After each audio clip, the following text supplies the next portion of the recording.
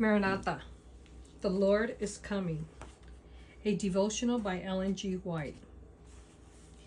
February 15. Wise or foolish? Then shall the kingdom of heaven be likened unto the 10 virgins, which took their lamps and went forth to meet the bridegroom. And 5 of them were wise, and 5 were foolish. Matthew 25, 1 and 2. We are not to rest in the idea that because we are church members, we are saved.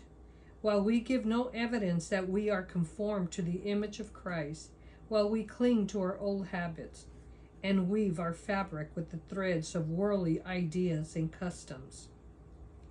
The 10 virgins are watching in the evening of the earth's history. All claim to be Christians.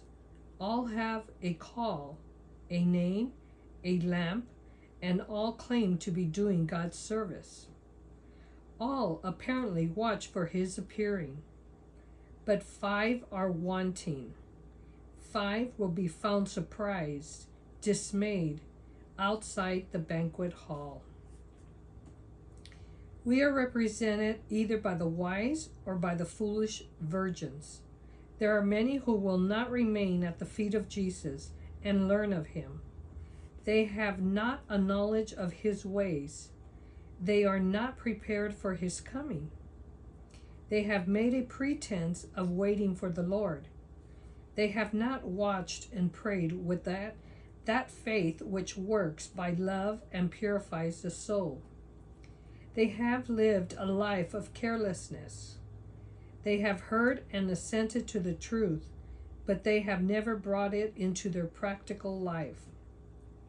The oil of grace is not feeding their lamps, and they are not prepared to enter into the marriage supper of the Lamb.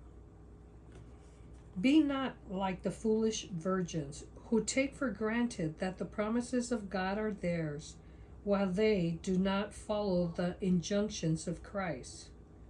Christ teaches us that profession is nothing. If any man will come after me, he says, let him deny himself and take up his cross daily and follow me. When we stand the test of God in the refining, purifying process, when the furnace fire consumes the dross and the true gold of a purified character appears, we may still say with Paul, not as though I had already attained, either were already perfect, but I follow after. This one thing I do, forgetting those things which are behind, and reaching forth unto those things which are before. I press forward toward the mark for the prize of the high calling of God in Christ Jesus.